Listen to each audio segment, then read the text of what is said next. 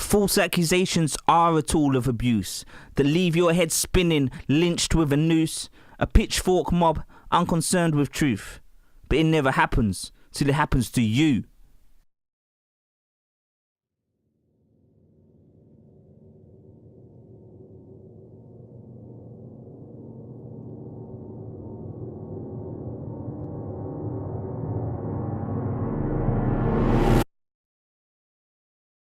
I was awoken by some heavy banging on my door. Walked up to the door and there was 2 officers there. They took me into the house. And before I had a chance to think, handcuffs were placed on me. And I said, I haven't done nothing. And she said, yeah, you can't tell us that, she said, because you need to tell that now when you get to the station. I don't even know what they're here for yet. You know, they haven't said you're accused of this, this and this. And I said, look, you need to give me some more information, what's going on? And he says, well, we are here, okay, because an allegation has been made of sexual assault. I mean, my mouth just dropped. I just didn't understand what was going on. And they said, a woman's claimed that you sexually assaulted her. And I have to say, my first reaction was to laugh. This is so ridiculous. I thought somebody was playing a practical trick on me from work. I honestly thought that the boys had got together in work and were doing this, and that the police would take me down the road, and halfway to Colindale police station they'd open the back door and said, I got you, walk home. I thought, what? Me? I honestly, I couldn't believe what was happening to me. But I very quickly realised that it wasn't a joke, it was deadly serious. I challenged her, because I know my husband, he's an idiot, but he's not a sexual predator. The officer said, don't worry, it's nothing serious. It's not like a rape or anything like that. But it has been a historic abuse, a historic allegation made against you, and the nature is sexual.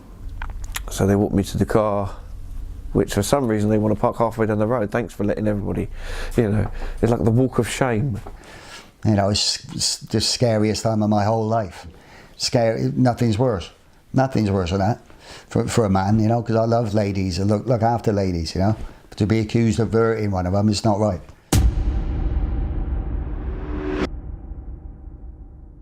Put me in the car. I was like, I've got to go to work, and not that they were taking the notice of it. You know, you plead kind of to the, you know, thinking that they're going to know the truth, but obviously they're only doing their jobs. They arrested me, said, look, you know, this is what's going to happen to you. You'll be put in the police cell for a while, you'll be interviewed, and then probably bailed to another address. The gate opens, the car goes in, the gate closes, and that's you gone. That's your freedom gone. That's everything gone. You are now not allowed to go out unless these people say you can. You've got to take your belt off and your shoes off, and you know, empty your pockets. Fingerprints, DNA, photographed. Put in a cell for a couple of hours while you're waiting. I had no solicitor at the time, so I had to wait for a duty solicitor. I was in some tiny little room, like a phone box first, glass thing, like a holding thing. They said that was. It's horrible knowing that there's people in the cell screaming and shouting, banging next to you, and you don't belong in that place. You know, in your head you don't, and then your mental health just starts deteriorating so quickly from the second that you walk through that door and they shut it behind you. Of that, I'm not supposed to be here, and you don't want to be the person that's screaming and shouting, let me out, because you look crazy. But that's what your head is doing. Your head is sitting there telling you, ask them questions. They must have made a mistake. This must be wrong. You know, where's this come from? Who said it? Who's done this? Who's done what? You know, where could this have possibly got to this stage? And then some 16 hours later, I was interviewed, and all these allegations were put to me. They took the lawyer aside, explained the charges, and then my lawyer came in. She said, well, actually, it is a rape. There's 2 charges of rape they're putting against you. 2 coppers sat opposite me, and then it starts. And they start interviewing me about something I know absolutely nothing about. But they're adamant that it's me. I was shown a very, very blurry photocopy of a CCTV still. And I was presented with this and asked if that was me. So I look at this very blurry black and white image, which vaguely looked like me, but I couldn't be sure. I mean, at that point I was assuming that I'd been confused with somebody else. So I said, well, it looks like me, but I can't be 100% certain. And they took that as a denial. And you know, I'm trying to think back. It's a long time ago, so I took a little bit of time to think back because I'm trying to be as honest as possible at this stage and cooperate. And that got taken as a sign of guilt instead. And it's weird how those things can just be jumped on, and it's very easy for it to be jumped on. It was quite obvious that the police officers interviewing me didn't believe a word I was saying. Now, you know, as a sort of nice middle-class boy, it was a tremendous shock to have people not believing a word of what you say. I can't begin to explain how stressful that was. It was 2 hours, 2-hour interview, maybe longer, and they were asking me questions I could not answer because I simply didn't know the answers to the questions. You know, some of the questions I could answer truthfully because they would be personal to me. They would ask me, "Do you have an alarm clock in your bedroom?" I was like, "Well, yes." And you start thinking, well, yeah, but you have an alarm clock in your bedroom, surely. You know, everybody's got an alarm clock in their bedroom. They say in the beginning of the meeting, what will happen if you don't bring something up which you may relate to lying court? And you've already been told to say they will think I'm lying. So you've told me to say this, then you've turned the camera on, and now it's me that's telling the courts that if I say something later that I don't bring up in this video, you have to think I'm lying. That's the way I saw it. I might remember something later. You know, you don't remember everything, do you? Sometimes you don't remember where you put your keys. So to see them drooling with contempt almost at what I was saying when I was saying I never did any of those things and I don't understand why she would say such things about me was deeply shocking.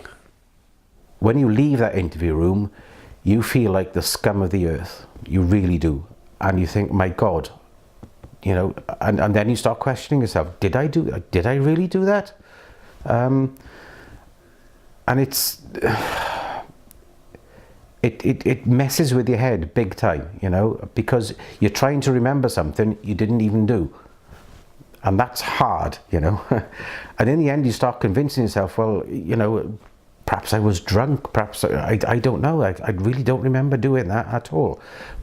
I was in a totally different world. I'd always believed in the British justice system. I'd always believed that it would act fairly. And here I was, accused and treated as guilty. He just felt alone. Solicitor doesn't care anything. He's just doing his job. He loses, but it's not on the basis of him. Eventually, I was released on bail, told to come back in 3 months. When I got home, my wife informed me that the police had come round while I was in the cells, searched the house, looking for paedophilic images, presumably.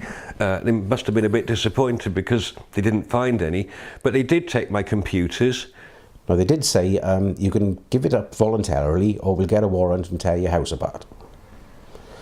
So I just said, well, you can take whatever you need. And my God, we had a lot of computer equipment, the Kindles and laptops, MacBooks, phones, the lot, you know, they took everything basically. They took my wife's phone as well. We later, of course, discovered even more amazingly that the police never actually looked at the computers, and that really stunned me. Why, you know, if they bother taking it just to not look at it, I don't know, but there you go. Then we waited, and we waited, and we waited. And my solicitor was told it had gone to the Crown Prosecution Service, fine, so we wait a bit longer. Then we hear that the lawyer working for the CPS had just gone on maternity leave, so somebody needed to start the case over again.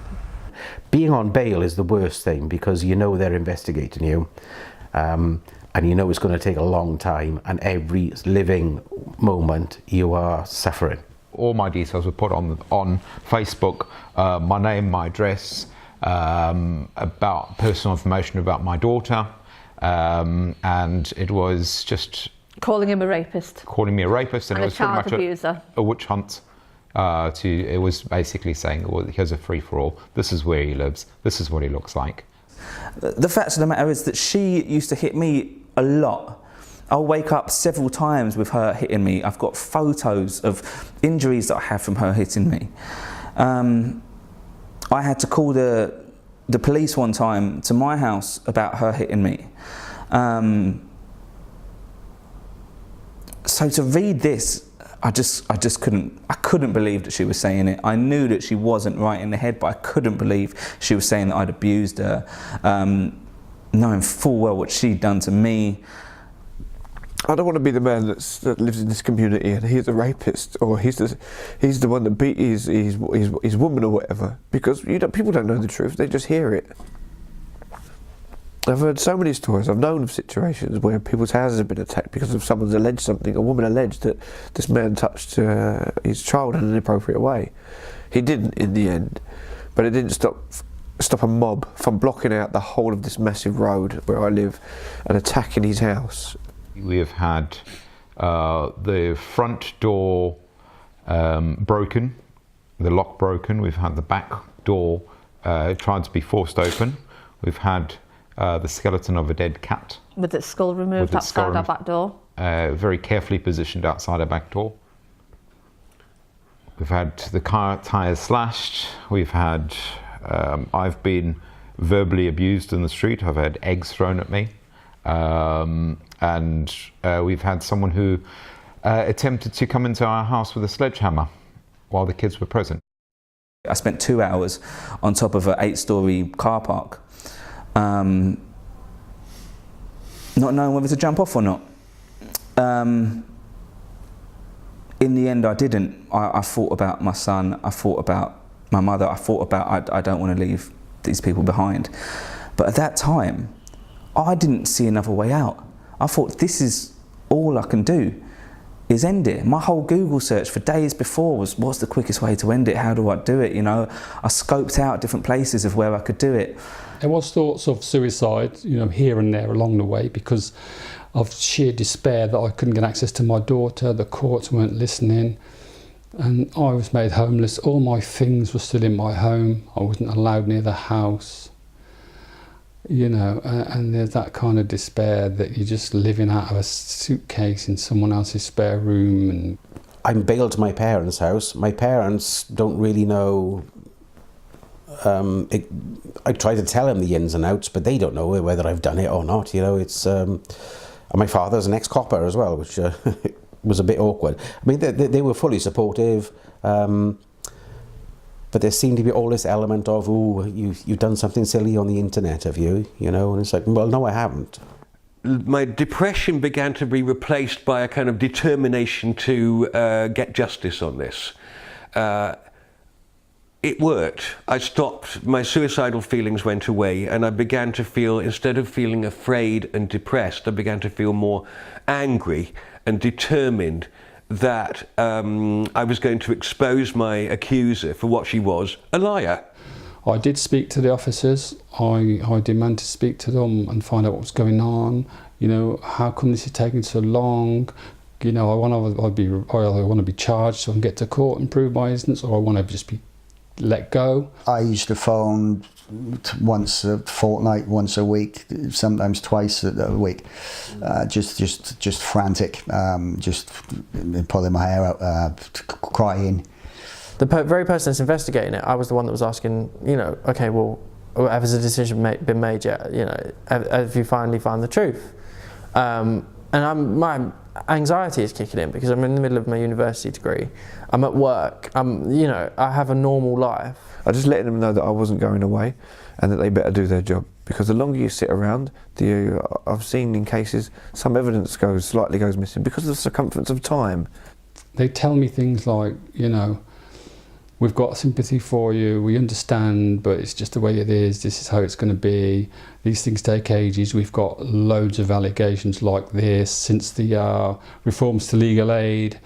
We're stacked out with this kind of stuff. We turn up to the police station and the solicitors that I've just been given that I had no contact with turns up, but the police officer in charge doesn't. No, we waited 2.5 hours outside, and my solicitor was a wonderful man, bless him. He decided to say that because of the waiting time, there's a strong possibility that I could be being charged and they're just making preparations to charge me. Little obviously did he know that the police officer in charge just wasn't turning up. And they couldn't get hold of him.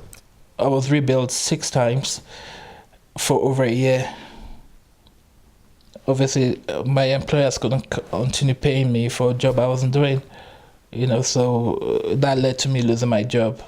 It was such a profound shock to me to realise, as my solicitor informed me, that if this would come to trial, and he warned me that it probably would come to trial, that I then stood a significant chance of being found guilty, and if I was found guilty of all these charges, I would be likely to serve a prison sentence of about 15 years.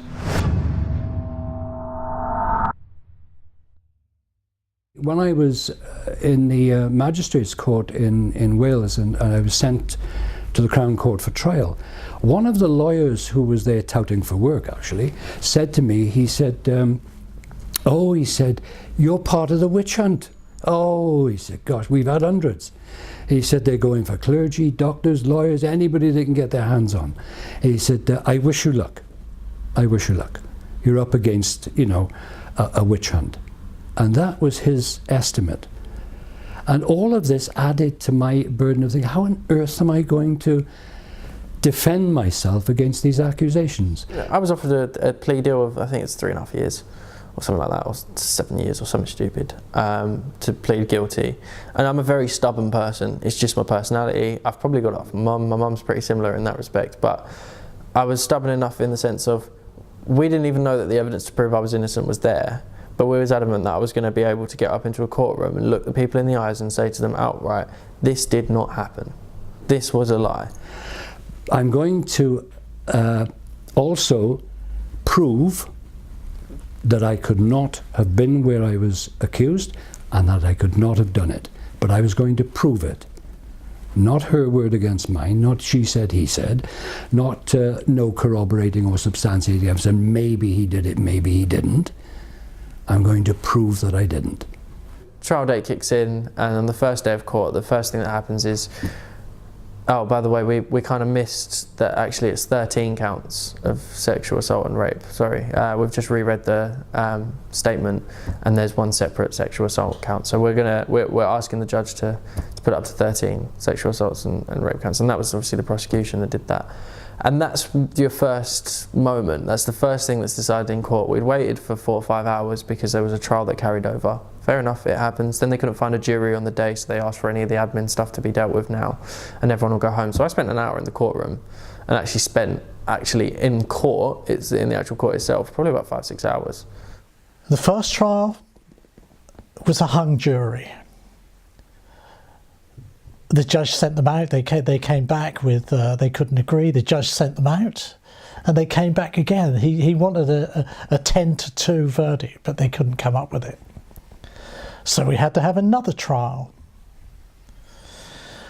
The second trial, halfway through, the judge stopped the prosecution and told the police to go away and do their job again, because actually they had no evidence against me. The medical report clearly stated there was no injuries, there was no evidence of penetration, there was none of his DNA found on her inside, on her clothes. There was absolutely not a scrap of him on her. No injuries, no bruising, anything like that. Even though the police were later to say in child protection that there was clear... Strong DNA evidence. Yeah, strong DNA evidence. And we got an expert to look at the CCTV, and the CPS tried to stop him coming to court. He wrote a statement on what he saw in the CCTV, and he said it didn't fit with what she said. So our lawyer then pressed her. He said, well, can you please explain why, if you had all these injuries, why was the medical report said there wasn't? Oh my God, apparently she took off like a rocket. She screamed at our lawyer, I effing did, I scrubbed myself, he's a dirty bastard. She called the judge to see you next Tuesday. I won't say the word. She made threats to kill my husband. She said she should have sorted it herself. I'm not going to the effing police, I shouldn't have done it, I should have sorted it myself. Threatened the solicitor. She threatened the solicitor. We met again. Some weeks later, the prosecution came back to court in Bournemouth, and I was placed in the dock again by the judge. And the judge then announced, the prosecution is very sorry for a wrongful prosecution and I'll award you compensation. You are now free to go. That was not the end of the story. It was so abundantly clear to a neutral person that I was innocent from the examples that we'd given in court that it would have been abundantly clear before I was even arrested. So this was a whole big waste of time. This was 2 years gone for no reason. You know, I've heard people say they've broken down in tears or they've been elated. I just felt nothing. I just felt numb. I just thought, what the hell was all that for? A whole year of my life. And the whole court trial had been a pantomime. Everyone there knew what I was being accused of wasn't possible. And yet everyone just carried on playing their role. The whole matter could have been resolved if they'd investigated, if they followed all reasonable lines of inquiry. Yeah. They would have discovered the lies very early on instead of dragging us through courts. I think the police were not interested one bit in the truth of the matter at all. What they wanted was a conviction. This whole thing is driven by performance, by statistics, it's driven by political dogma, it's driven by ideology, it's driven by all these things when we believe as people, I have always believed as people, that the justice system stands separate. That actually it's the law in this land that makes Prince Philip and me pay our taxes on the same day. And without law, without the impartiality of law, we're finished. What have we got?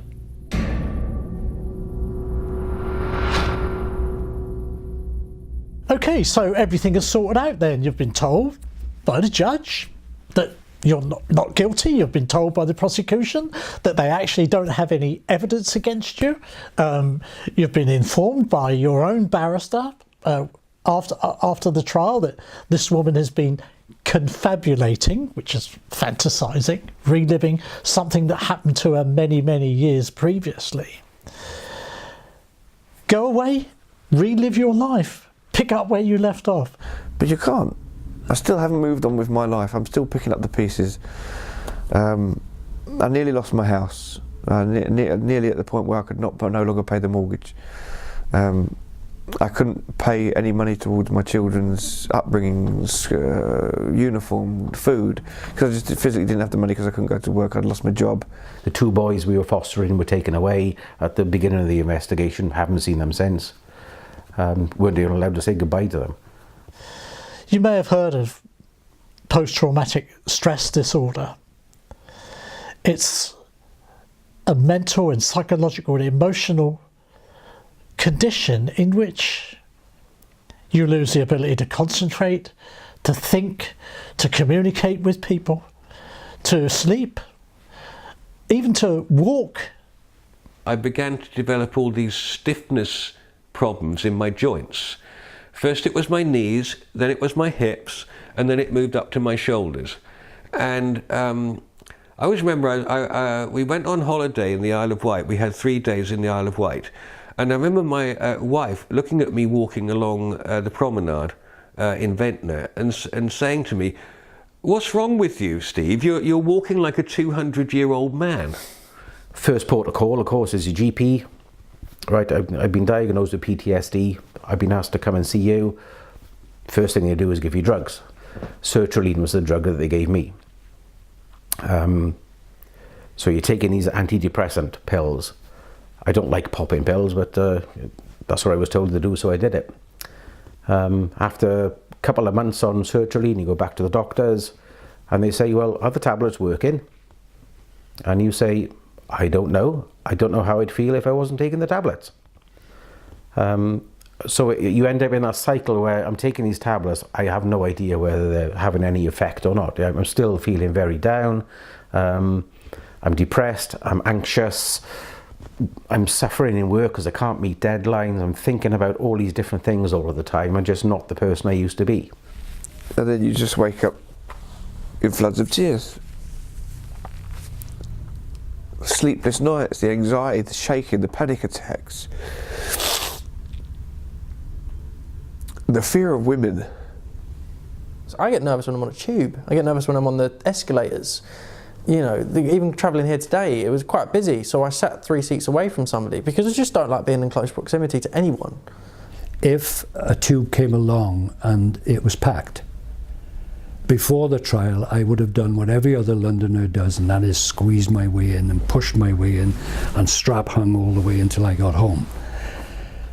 Now I won't do it, because the likelihood is that I'm going to crush up against some woman and that I could very easily be said, you know, to be sexually assaulting her.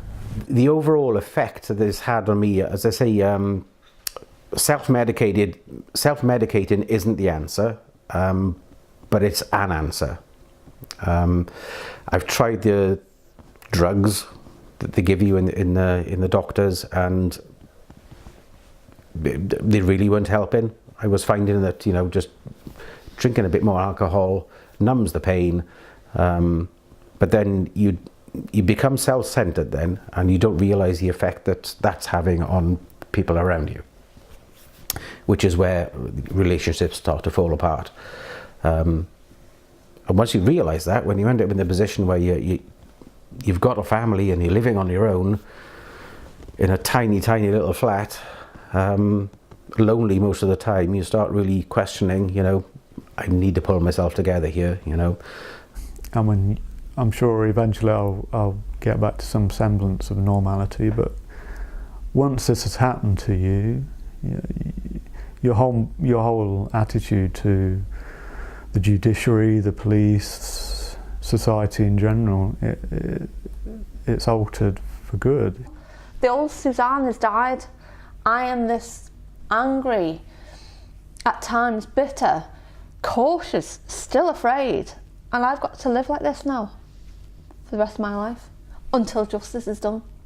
I don't see this as a fight between the falsely accused and true survivors of sexual assault and rape. I believe we've both been through terrible things, you know, different in their experiences, but both utterly traumatic, horrible things. And the people who are to blame are the false accusers. It can't be vengeful, because otherwise all we're going to do is actually end up completely ruining the lives of people that have been through the experience of being raped. But I think what I'd ask other people to do is, if we're willing to accept the fact that it does happen, we need people on the other side to start accepting the fact that false accusations do happen. The enemy is false accusers. People who are battling to clear their name and say I'm innocent, who are innocent. They need to be given that presumption of innocence. That is what our entire way of life. That's why people say the British system is the best in the world. It's because it's based on that theory, that everyone is innocent until proven otherwise. We don't live in that world anymore. You're guilty until you can prove you're innocent, you know, which obviously is the reverse of what I always believed the British justice system was all about.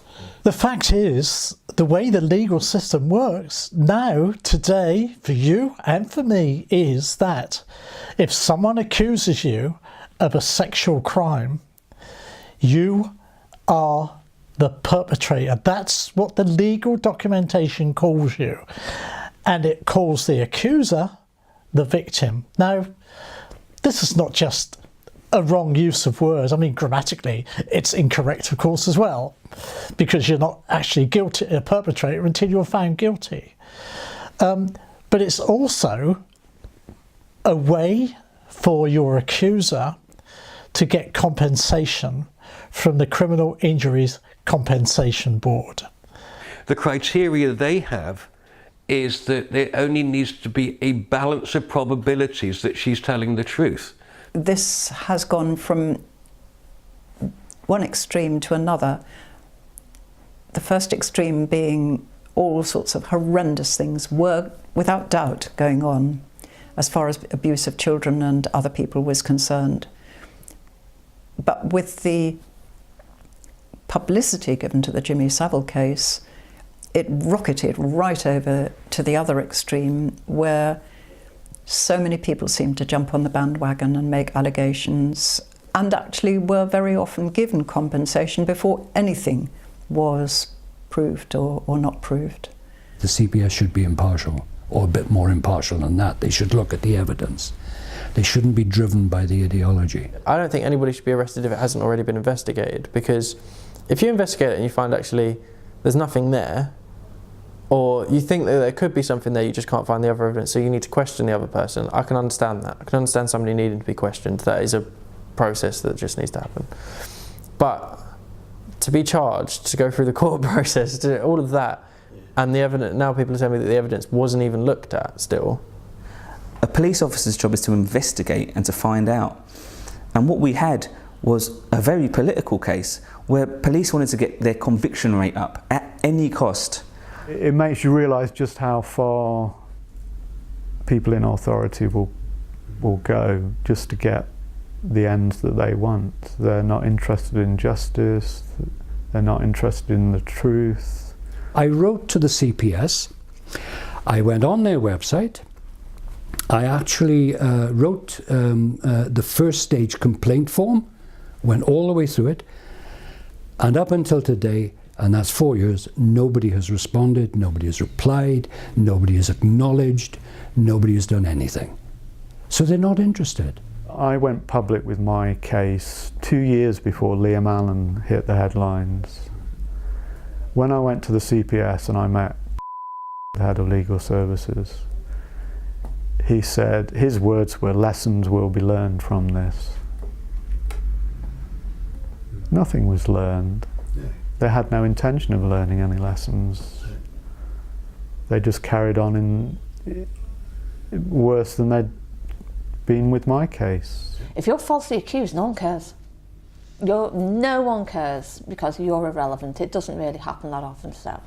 Don't minimise the experience that we've had by saying it never happened. Don't brush us off and brush us aside as if we don't matter. We've been through serious trauma, and to just have our experience thrown away so briskly as if, well, it doesn't matter because it never happens, that's not the case, and nobody knows how often it happens, but I know what happened to me, and I know it's happened to other people too.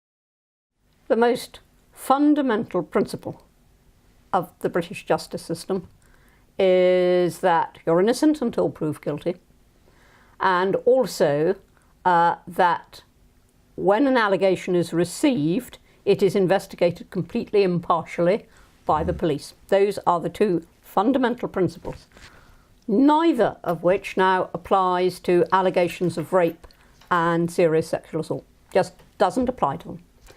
And we know from the police's own admission, we know from what is taught in the police college, that the approach now is that when a woman says, "That man did the unspeakable to me," she is automatically believed. Now, the police may not actually believe her, but they will proceed on the basis that she is to be believed. And so right from the start, the accused man is the perpetrator, even though he may have perpetrated nothing at all. And the accusing woman is the victim, even though she may have suffered nothing at all. And that prejudices the whole system. And that is wrong. And effectively, our justice system has been politicised. Because what is this about? It's not about justice, it's about getting results, it's about raising the number of convictions, it's about ticking a box, it's about meeting a target. That ain't justice. If there are 10 rape allegations and all 10 are false, then it is utterly right that the conviction rate is 0. If there are 10 rape allegations and all 10 are true, then it is utterly right that the conviction rate is 100%, and anything you choose in between. What matters is, are they true or not? And the entire system has lost sight of that. I mean, the CPS has lost sight of it. The police have lost sight of it. The most lurid rubbish that ever turned out, they pronounced to be credible and true. Yeah. Barely started the investigation at that point. So what we've done is we've turned the fundamentals of our justice system upside down.